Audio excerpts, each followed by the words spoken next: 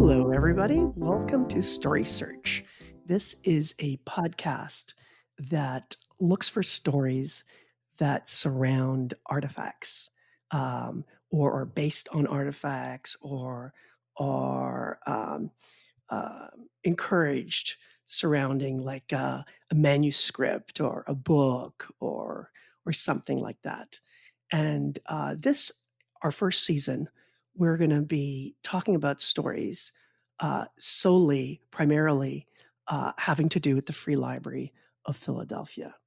So today we have a very exciting show. Take it away, Andrea. Thank you, Joe. So Welcome. this week we're going to talk about Philadelphia labor history then and now. We're going to talk to some great workers at the Free Library of Philadelphia about the uprising this past summer, on the summer of 2020, at our institution. But before we get into that, I kind of wanted to give the listeners a little bit of background, not only on the library but also about labor history in general in the city of Philadelphia. So, in a little bit, Joe, I'll kick it back to you. You'll talk about George Lippard, who was a 19th century American novelist, journalist, playwright, social activist, and labor organizer, just all the things. He was a popular author in antebellum America, and he was also a friend of Edgar Allan Poe. He wrote quite a bit about socialist politics, philosophy, labor, and sought justice for the working class here in Philadelphia across racial lines, black and white, in his writings. The Free Library of Philadelphia Rare Books Department has several of Lippard's work, including the Quaker City. So with us today, we have Alexis Ahiagbe, Perry Genovesi, and Peter Santamaria. Thank you all for joining again today. But before I jump in and we talk to you guys, I want to give also a little background to this podcast as well. So I personally, I have worked for labor unions and been a community organizer for about 10 to 11 years. In April, this past April in 2020, I was supposed to lead a hands-on history program on labor in Philadelphia at the Rare Books Department with Joe, and really focus on the works of George Lippard. But because of COVID, everything got canceled. So then, Joe reached out to me and was like, "Hey, let's do this in a podcast format." And so here we are. So Joe, here we are. And would you be willing to give us a little bit of background on George Lippard? I sure would. Thank you for asking, Andrea. That was a great introduction. I should also mention that um, Andrea was supposed to be doing that hands-on history program on labor history. And when it got canceled because of the pandemic, as she said, I was looking for different venue to share this great subject. And I thought, when I was thinking about the podcast in general, like a podcast series, I thought that Andrea would make a great co-host. So not only is Andrea the topic, she's part of what happened at the Free Library in 2020, and we'll talk about that in depth. Um, but she is also the co-host of the series, at least for the first season, that has to do with the Free Library.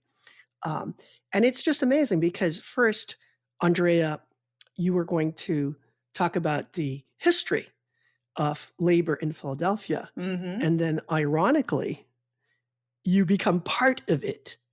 So I just thought, what are the chances of that? It's just, it's a story that needs to be told and to be Mm-hmm. preserved. So then we talk about George Lippard. So when I came to the Free Library, I didn't know who George Lippard was. And I think, Andrea, you didn't really know who George Lippard No, was. I had no clue who he was.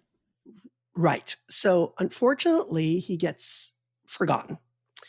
He's a Philly dude, and he lived in South Philadelphia. And at the time that he was living, so he's a contemporary of Charles Dickens.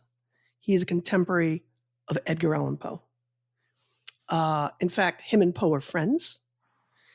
Poe, when he needed money, asked George Lippard to give him money.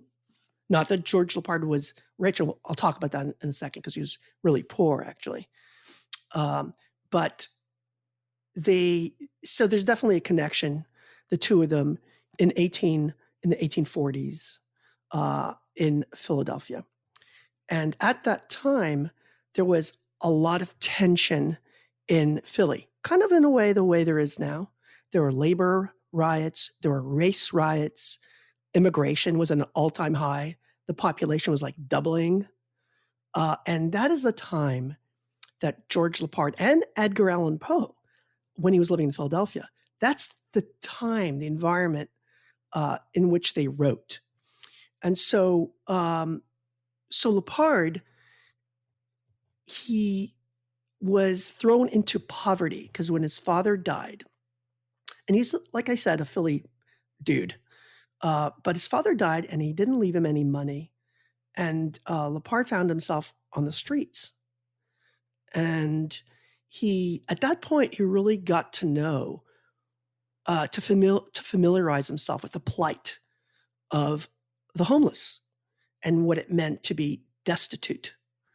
And that's the beginning of Lippard identifying himself with that segment, that large segment of society in Philadelphia at that time.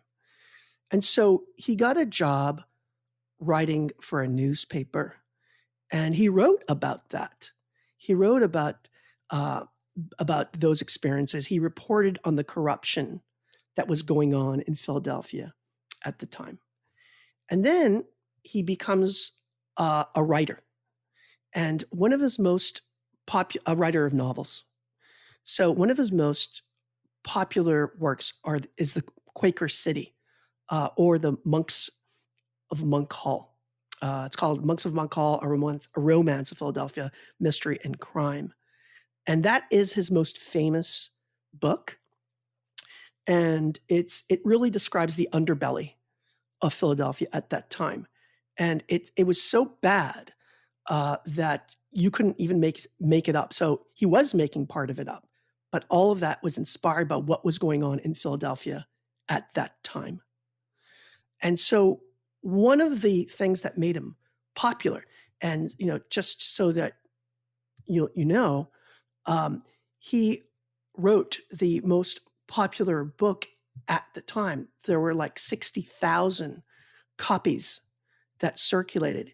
It wasn't only in Philadelphia. His popularity was not only limited to Philly; it was America. He was considered America's best-selling novelist.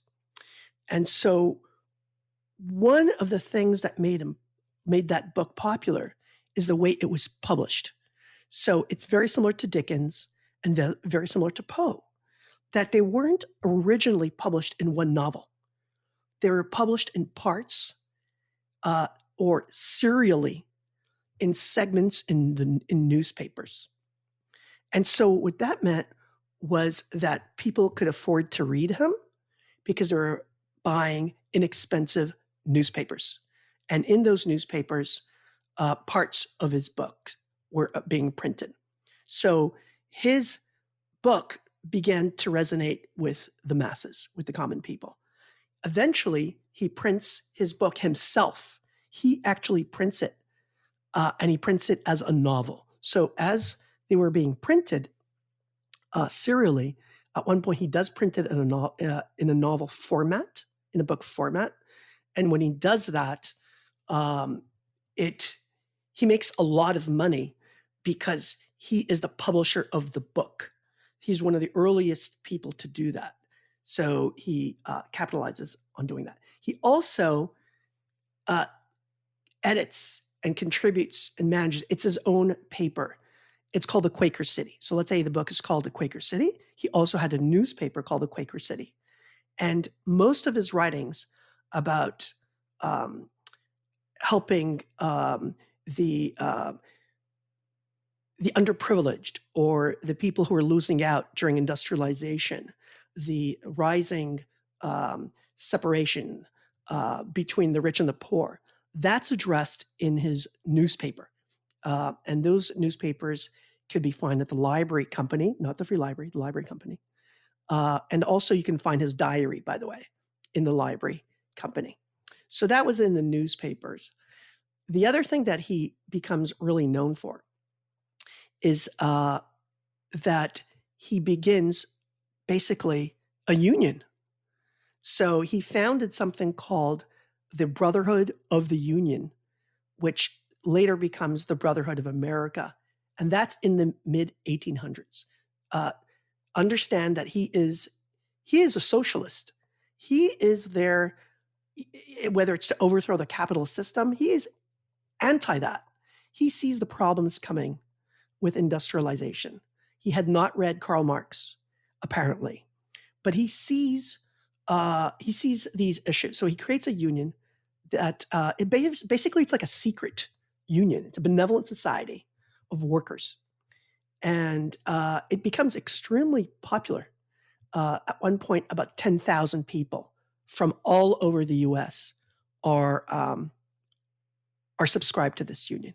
So it's I think that this podcast does we honor him um, by doing a podcast on the history of labor because um, because George Lippard was all about labor and addressing the injustices that were going on in Philadelphia, problems that in the 1840s were very similar to the problems that we're facing today. Just to Mm. let you know, the union that he formed, it lasted for over 100 years and it disbanded in the 1980s. So I'm sorry for talking a lot. I know I talked a lot, No, this was great, but Joe. This was I great. know it was a learning experience. Yes. All that um, Andrea was supposed to talk about that in her hands-on history in person. She was supposed to do the research Yeah, well, for in the hands-on. Yeah, I did do my share of research, Joe. I wasn't insinuating that you didn't, but Okay. this is now it's become my part, is what I'm saying. So Yes, yes, yeah. that's become your part. Because actually a part of the research that I did, on George Lippard, I found this amazing article written by Timothy Hellwig called "Denying the Wages of Whiteness: The Racial Politics of George Lippard's Oh, Working thanks for Class bringing that Protest." up. Yeah, I Yeah, did it want was to talk about published that. in 2006 through American Studies Journal, and it does a really good job of tying. So George Lippard wrote a lot about um, freed blacks, former enslaved Africans who had Hmm. escaped up north, were working in Philadelphia, and then were trying to then continue the second leg and get to Canada. He actually talked about the ills of slavery. He actually talked about the wage issues of poor working class blacks and whites in Philadelphia at the time. And he very much he actually saw like how all that came together, right? Like he sees how Yeah. race and class go hand in hand, which I think, and not to uphold him as being this, fighter of racial justice. He's still a white guy from the mid 1800s.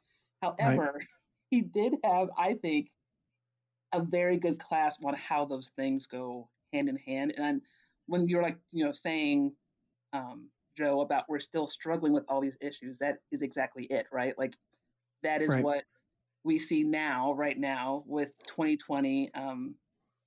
A lot of talk about the racial injustice that African Americans face in this country, Right. And I will just say one more all tied thing, and then together. Yeah, go I'll ahead. say one more thing, and I'll give it back to you. Yeah, Thanks and for we'll bringing up pass the on to issue the of group. race. Yeah. Right. Exactly. So that's really important um, because when we look at the a lot of what's called the um, the parts serial publications uh, that were very inexpensive that were being bought by like people who could not afford it. It is said that for like to a great extent, those were racist. So Yes. so his audience were were not exactly friendly to black people.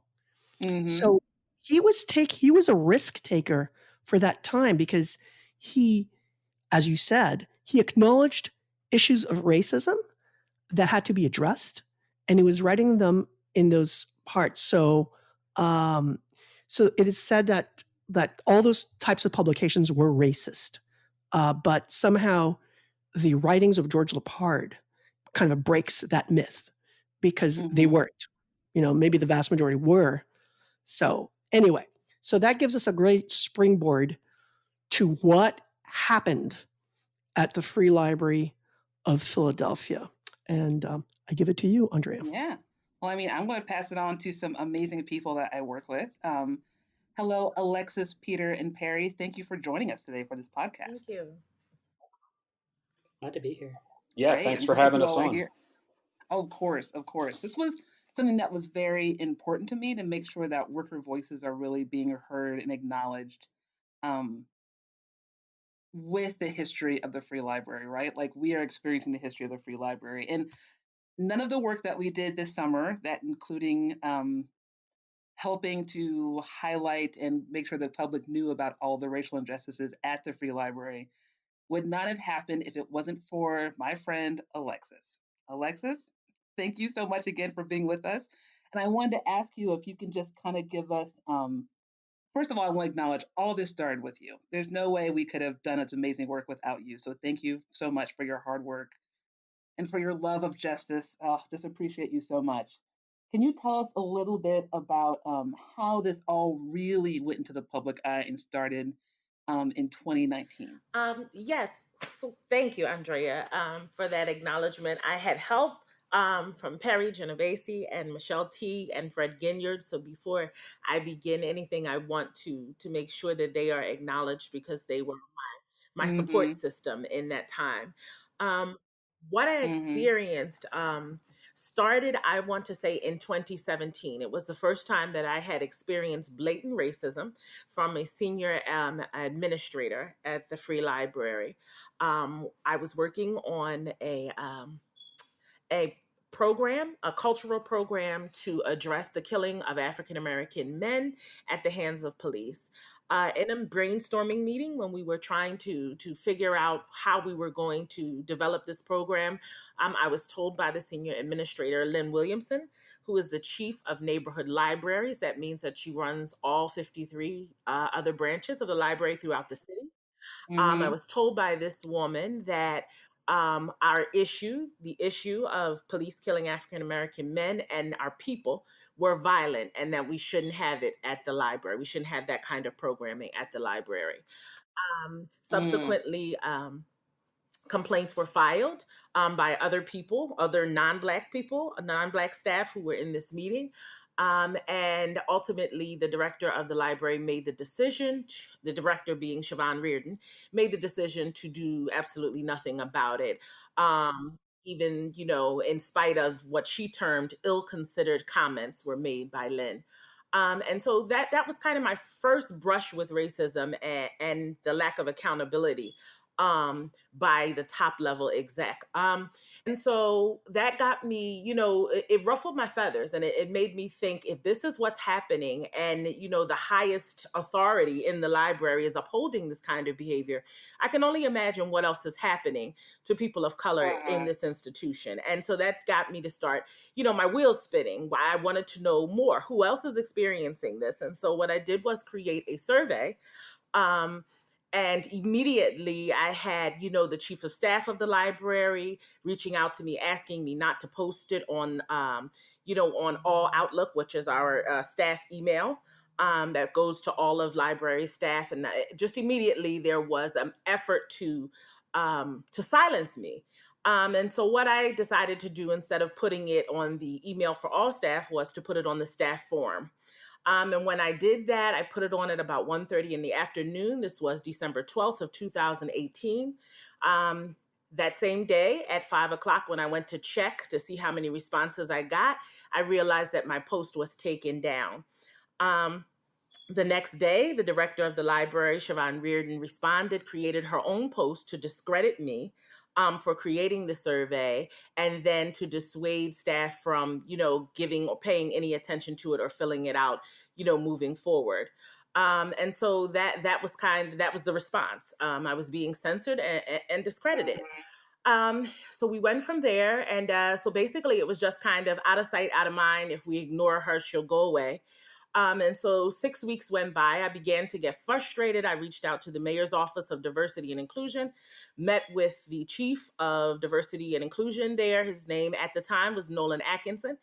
He refused to even look at the survey responses. So I do need to back up and say that once she took it down off the staff forum, I didn't have access to staff. The only way to do so was to get the Free Library staff directory of all branches in the city. And to begin cold calling people and asking them, if I email you this survey, will you fill it out? The response was heavily, yes, I will. And so that's what I did. And so that's how I was able to get responses. When I took those responses to a meeting with Nolan Atkinson, he refused to even look at them, citing legal issues or, the propensity for legal issues, and just barely, turned me away and told me there was nothing that he could really do unless Siobhan reached out to him personally. So at that point, I felt like I, hit a brick wall. Nobody in the city, no one anywhere was really trying to help me.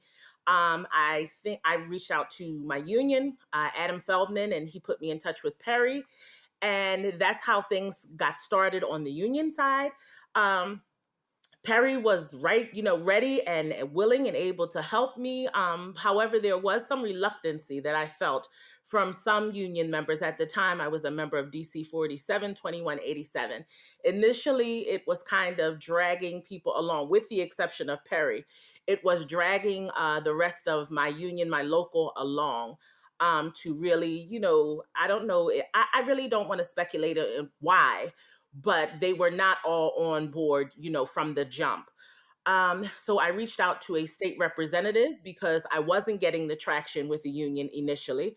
So I had to, and I wasn't within the city. And so I had to figure out, something else to bring awareness to this issue. So I reached out to a state representative.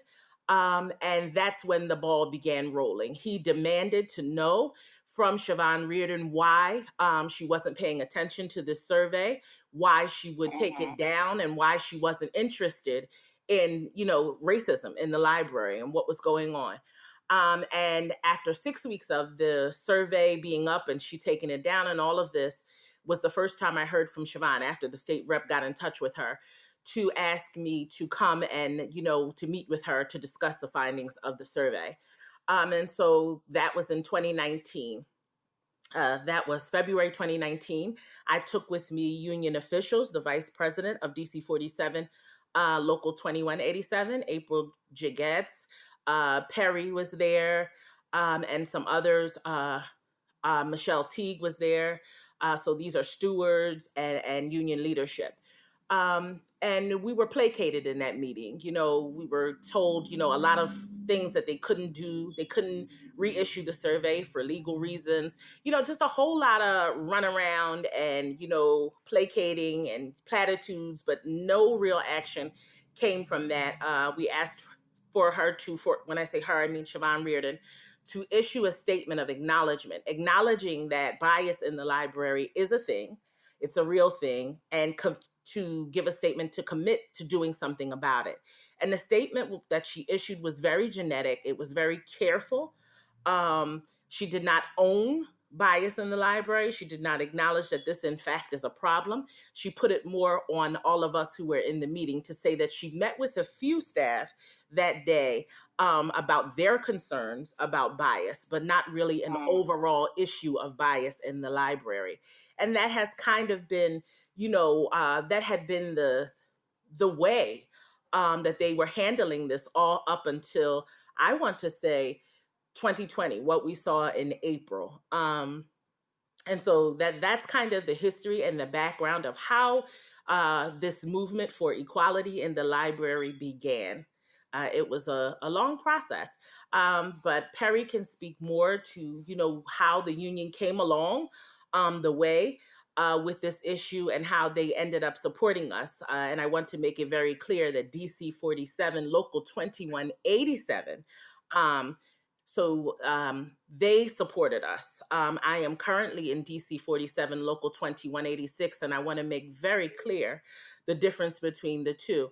So 2186 is a supervisors union, and what I'm experiencing now, at the time that all of this occurred, with bias in the library and the survey back in 2017, 18, and 19, the beginning of 19, is a very different experience than the one that I'm having now in Local 2186. There is absolutely no support, no organization, no concern for these issues of bias and racism in the library from 2186. And I want to make sure that that's on record.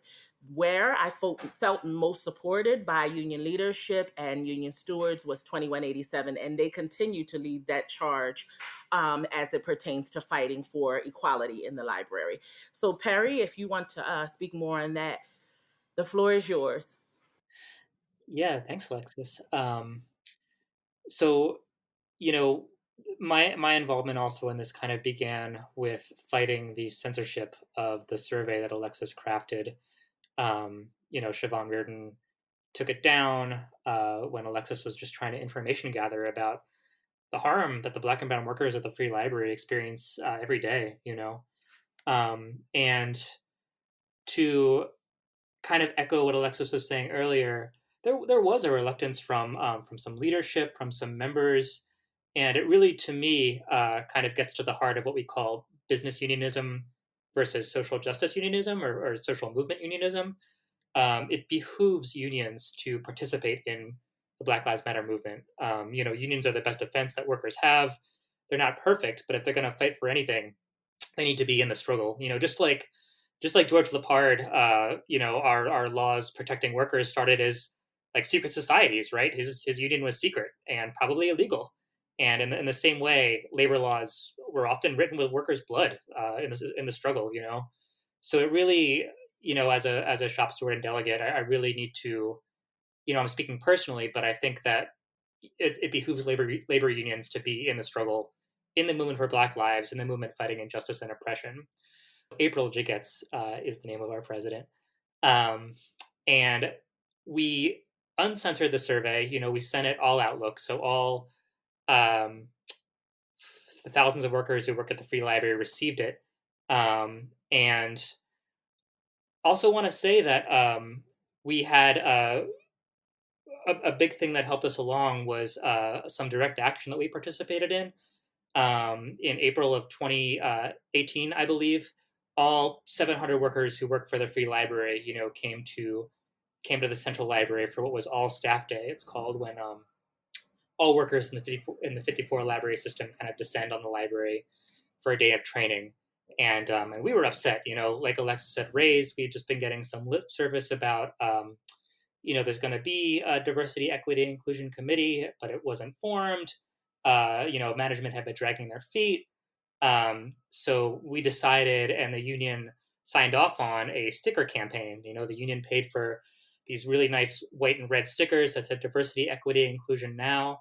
And, that morning when workers packed the auditorium and Siobhan stood up to speak and give her presentation about, the progress that we were going to make. And this is, again, after we had just been placated at that meeting that Alexis refers to. We stood up and shut the meeting down. We chanted, what's the solution? Diversity and inclusion. Everyone was wearing stickers. There was so much support that day. And so I feel like that kind of worker groundswell is what's important to make change at the library, and it's not so much the meetings. Something else that really helped us out in March of that year was an Inquirer article about Alexis's survey by a gifted, talented, amazing writer, Tylisa Johnson at the Inquirer, who really, I would put the atom splitting, the start of the story at that March date when that story broke. I mean, after that, that's when, along with Alexis's activism, city council really started to care and fought to find out from Siobhan at these city council budget hearings why, where the progress was on diversity, equity, and inclusion. And really, we had to fight to get the seat at the table. But I think that's where I'll pause because, as Alexis said, the DEI, I mean the diversity, equity, inclusion meetings were at their best placating meetings, right? And it wasn't until the Black Workers Caucus formed out of the fire of the uprising. But I guess I'll pause if anyone else wants to comment on that. Yeah, thanks, Perry. I think that's a good segue because I wasn't sure when to come in with that. um, but yeah, I mean, so to go back and so to go like really bring it up, I'm sorry, into like 2020. Um, the free library in response to COVID, like many other institutions, closed down. Um, when they were talking about reopening just seemed so soon. And at that point, I want to say April, May, um, as a nation, we also were very aware that Black and Brown people were dying disproportionately of COVID. And we know there's a large Black worker population at the Free Library. Philadelphia is a very Black and Brown city. And we were all just going through it. I mean, as a nation, and Philadelphia, as reflective of that, was definitely going through it. And what really happened next was I was in a meeting and another white executive member said something racist, as they tend to do at the Free Library, and said, in response to me starting a Black caucus at the Free Library and actually having them have some decision making and power, their response was, "Oh, I'd probably lose my job." Um, that was a huge turning point for me. I definitely experienced racism at the library, but not that blatant and not on that level until that meeting. I want to say that was like in May of 2020. Um, and similarly to Alexis's story, I sat on it for 2 weeks. I was completely out of sorts. I didn't know what to do, and I knew Alexis in passing at that time, and I knew her story because Alexis, when you had that action, you and the union members had that action at all day, all staff day. I was very new. Like I had just started at the library. I wasn't quite sure what was going on. But I supported you. I was like, Fred told me, and I was like, yep, I'm there. I'll take pictures for you, Fred. Whatever you need me to do to support Alexis, that's great. Um, but so I knew what had happened. I knew the struggles you had had, and when that happened to me, I was like, oh, I can't let this stand. I can't let this stand. So it's really funny. Like I didn't know Alexis, so we were friends on Facebook. So I messaged you through Facebook, Alexis, and I remember asking. I'm like, hey, if I start this caucus, would you be in it? Because I can't do this Absolutely. without you. Yes, I, I seriously, that's what jumped it was. in. It's like social Yes, I media. was so excited. Yes, the power of Hmm. social media. And Alexis said yes. And then I reached out to people, and we had a Zoom meeting where I honestly thought, I was like, okay, I am angry and I want to do all these things, but I don't know what the group wants to do. And this, I was very open to the group just being like a supportive group, um, really sharing our stories, like what Alexis has started across the board. And Alexis, girl, we were angry. That group showed up and showed out. Yes, we did. Fed up. Angry And we, but fed up, when you've had enough, because some of yes. the I one of the things I want to say about the group is that there are some people who have been there for years, 15, 16, 17 years, even some longer than that.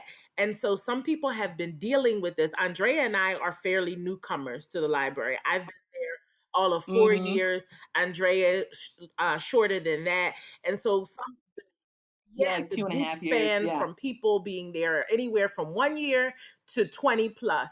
And so some people were coming with, all of this frustration of being oppressed, of having to work in a system for years where you are, not even thought of and not even considered. And this is the way you're being talked to and being treated when you bring your ideas forward, when you want to see yourself and your group of people or your culture represented in the free library, and you're told racist things, and you're shot down. So people have been experiencing that for a long time. So when they came to the Concerned Black Worker Group and we came to form, they're bringing all of that hurt, they're bringing all of that, just downtroddenness, if you will.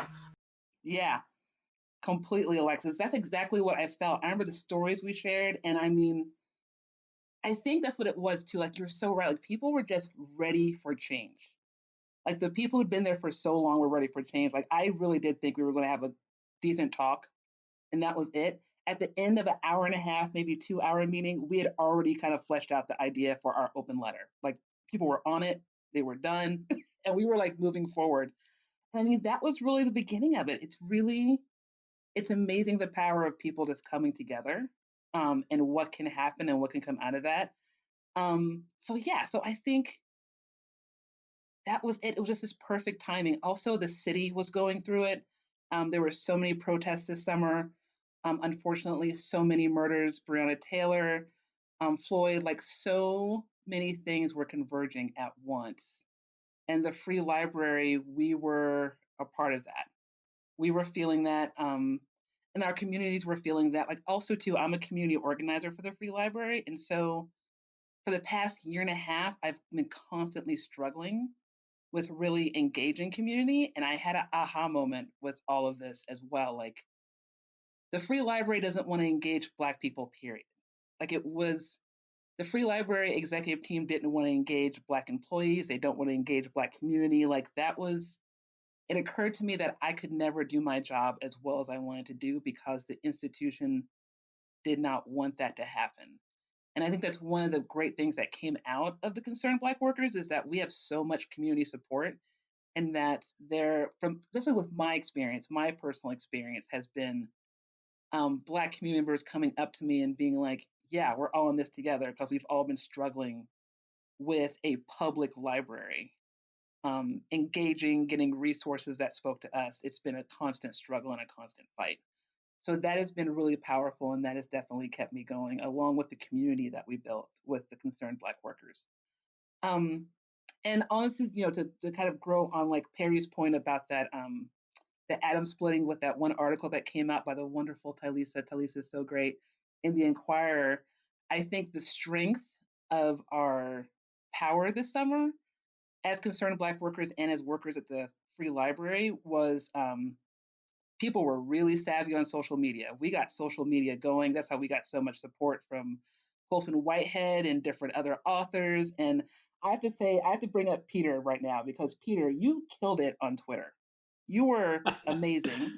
I didn't even know who you were. I just knew Peter Santa Maria and Well, on Twitter. thank you. And I gotta follow this person. Like he is doing all the things. And so I definitely want to talk to you, Peter, because I just think that, well, first of all, you're very tech savvy and you were just a beast on Twitter and you started hashtags and all the things. So I kind of want to talk to you and see like how your experience on Twitter was. Peter is powerful. Oh, I know. I mean, thank you for that introduction. But honestly, I was just following Alexis and Andrea's stance and movement, because coming from working in the IT department, I can kind of back up a little bit as far as censorship at the library, which kind of just breaks my brain when I think of all the times that management has said, well, we have an open door policy. So when Siobhan was director, I have an open door policy. You can come and talk to me about anything if there's any issues. And we would know that that was false because we knew coworkers that went and things were swept under the rug, or even worse, they were just outright gaslighted. And then told, oh, well, you should bring your concerns to the staff web forum. And then there's censorship on the staff web forum when Alexis's petition is taken down. And then they shut down all Outlook email response. Like you weren't even able to reply to an email.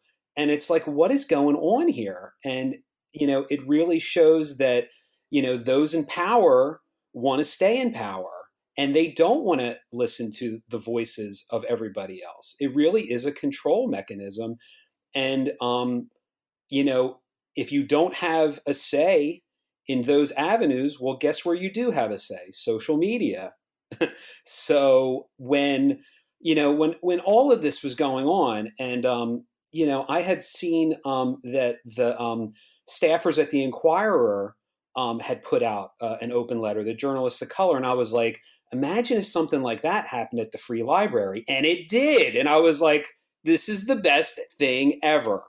So, Right. I mean, yeah, of course. And so when I saw that, I was like, of course I'm going to share this on, social media and start to get the word out. Because again, I mean, that's my profession. I write and I edit and I communicate with people. So, I mean, that's a natural avenue. Plus, I am active in the union and also a union steward. So coming from that aspect of it too, I'm going to speak out when there's, things that aren't right, and people aren't being treated right. And it was just, and I think like anything, you realize how many people have the same feelings about that once that starts to snowball on social media. Like, people will participate, people will get behind you, people will help amplify your voice. And really, it came from all aspects. It came from city side workers, it came from foundation side workers, it came from the public. We had support from city council. I mean, this was not like an isolated group of quote unquote troublemakers, right? Which is what people have tried to label perhaps us in the past. So it felt good when people were really taking notice of it, and then it did become national. I mean, Colson Whitehead talking about it in Entertainment Weekly is a pretty big coup right there. Saying that we are not going to support the free library by making appearances through author events until they address these issues that were laid out by CBW. And that's amazing. I mean, it really is. I mean, that's just a perfect example of people power. It really is. Yeah, I agree. I remember, I'll never forget that morning. I don't know.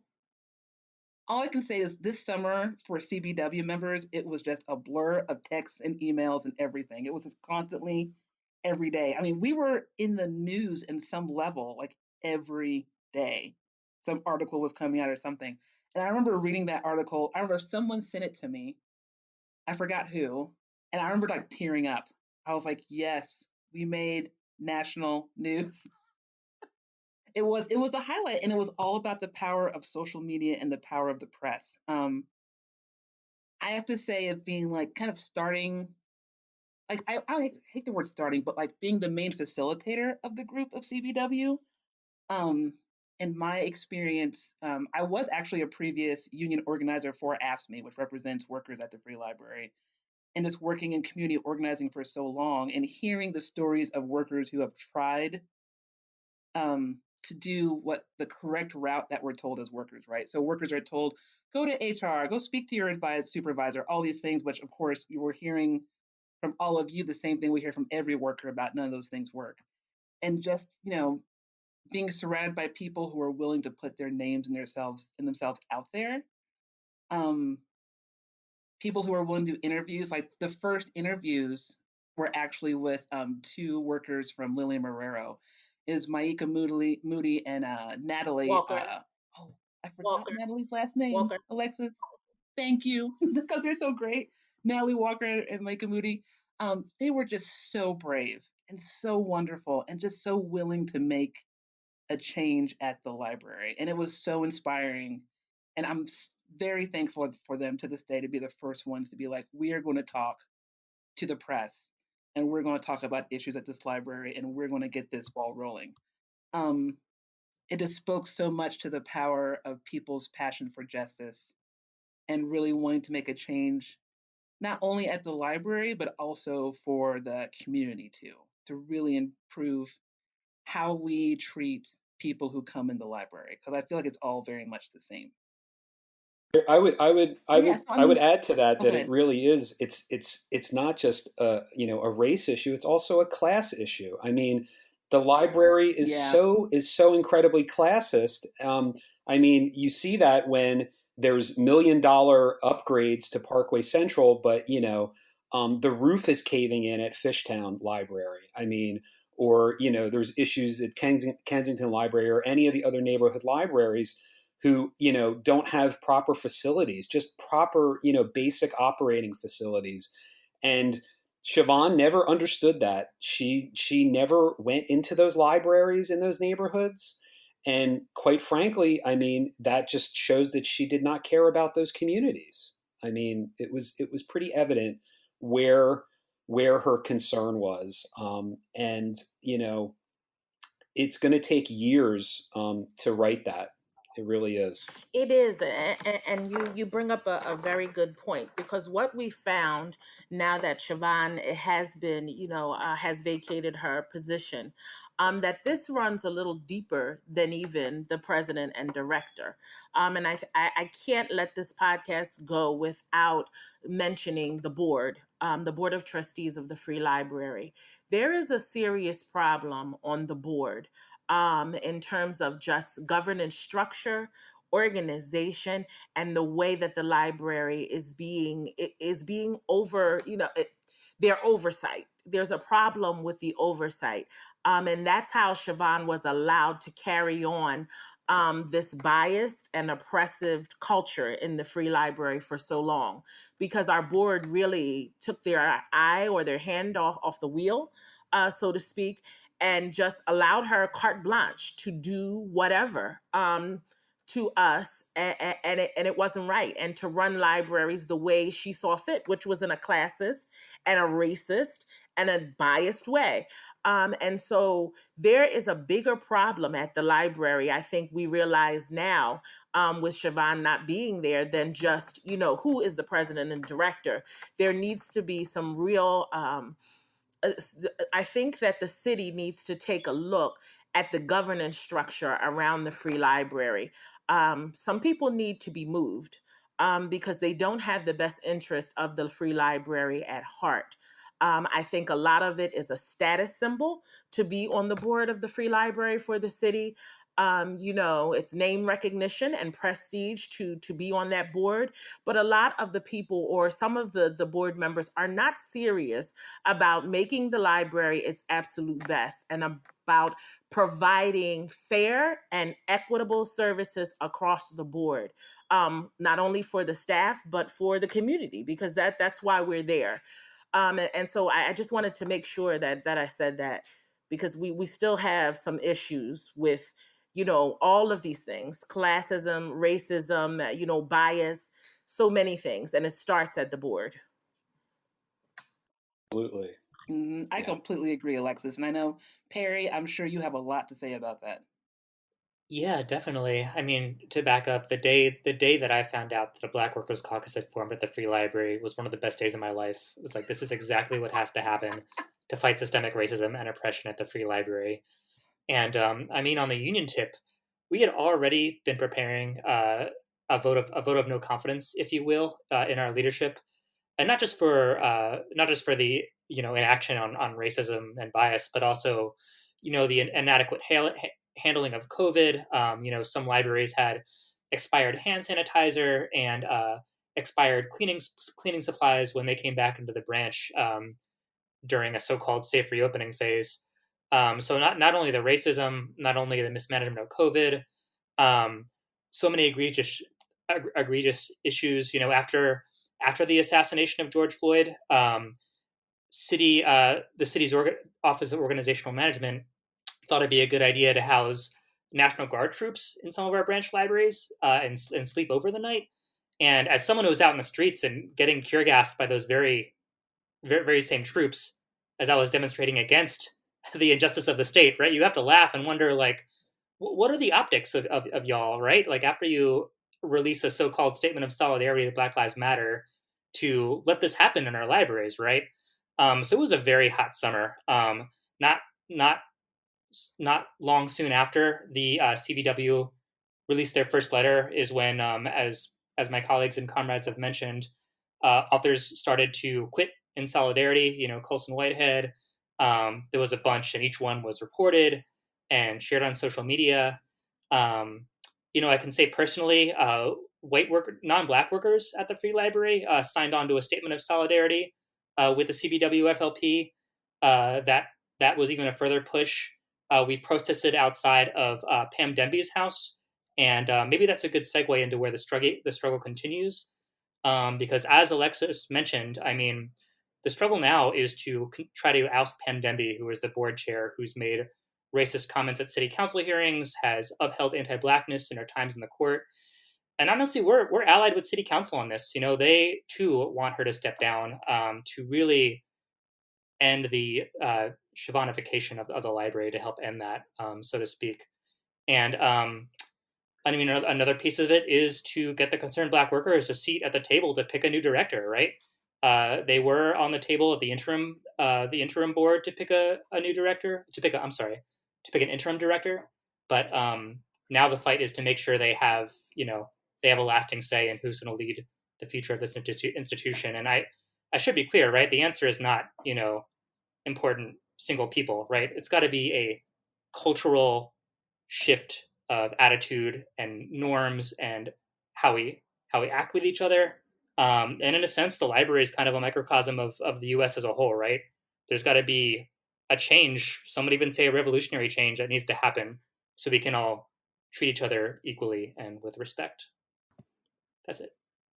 Yeah, thank you, Perry. Thank you to all of you, because that's so on point. And thank you for bringing that up, because I completely agree with Alexis's statements on, I don't know how to say it. I've been explaining to people, I feel like this process that Alexis really started a few years back and that we're at now, it's like this racist onion. You peel off these nasty layers and you get deeper and deeper, and then you get to the board. And our board, even though there are quite a few African Americans on the board, class is a huge issue.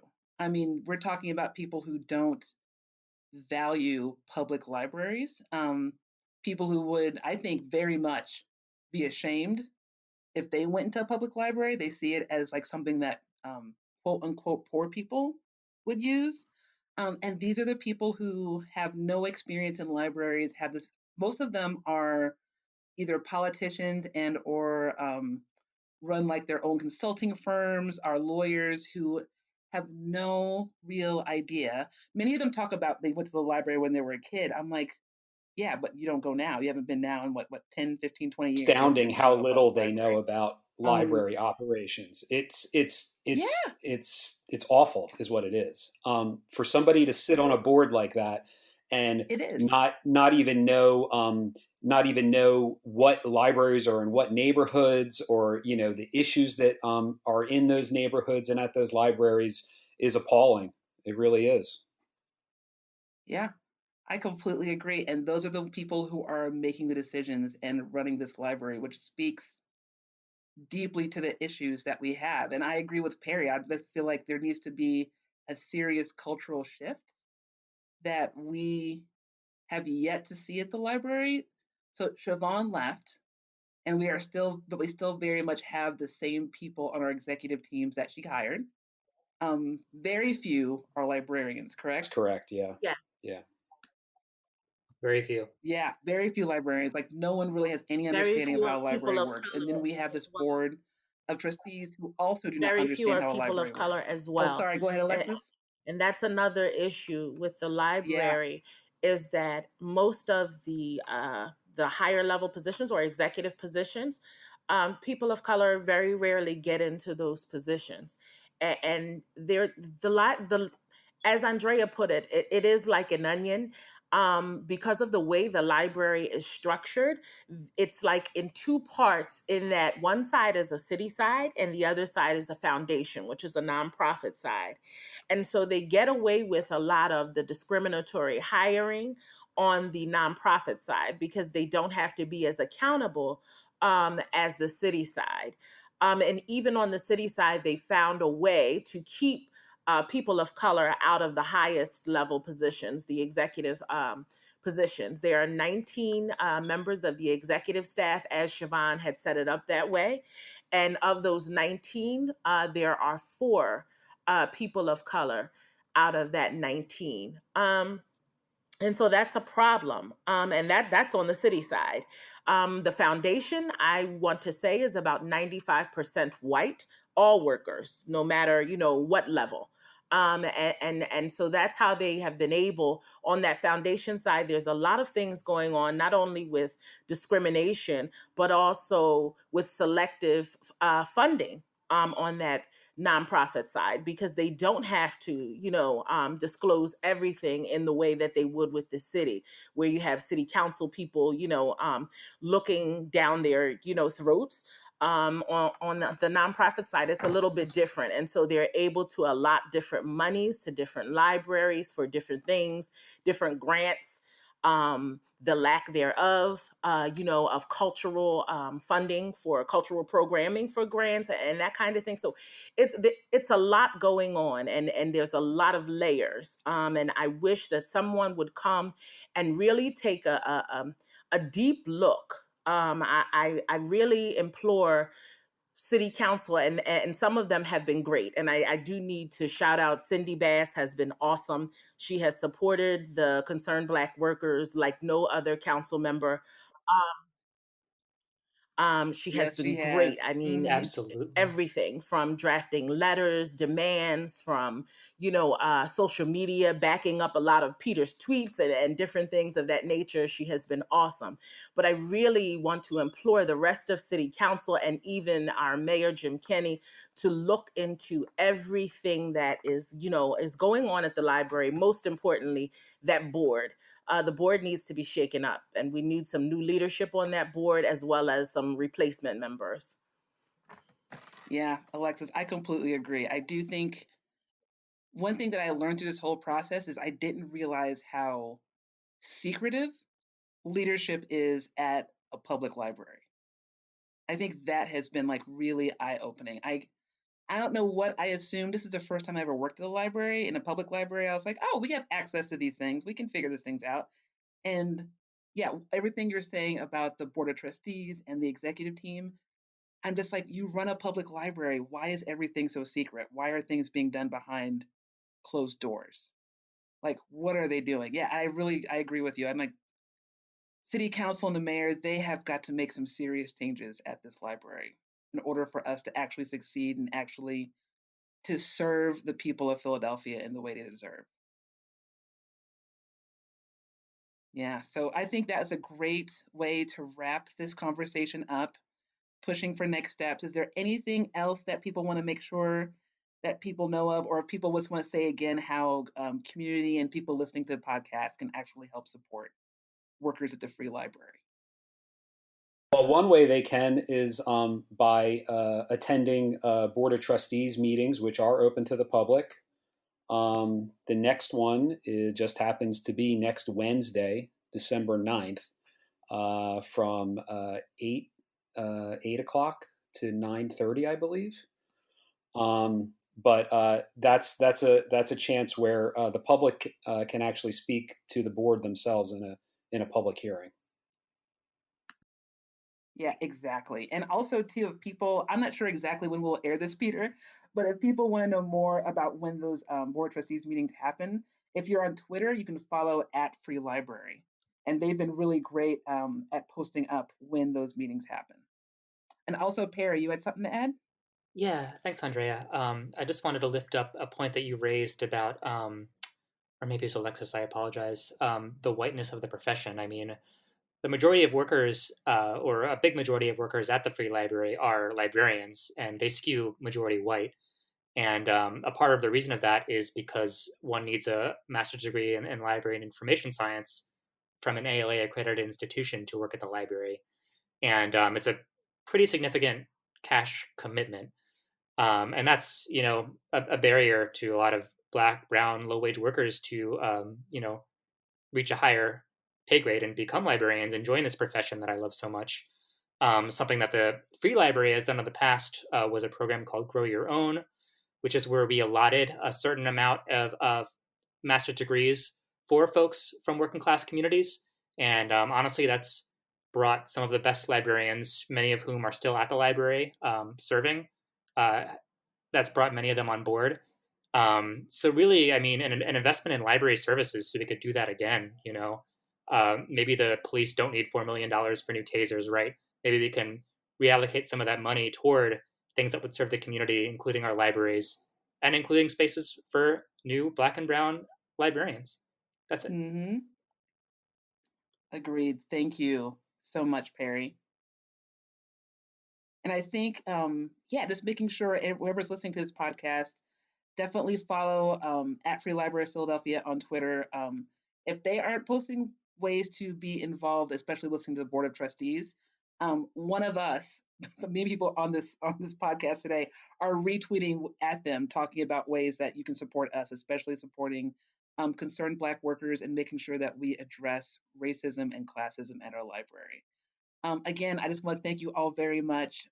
Perry, Alexis, Peter, you three are invaluable, and I'm really happy that I got to know you through all of this craziness in 2020. Andrea, how can people get in touch with the Concerned Black Workers Caucus if they want to? Oh, yeah, thank you for reminding me, Perry. Forgot about that.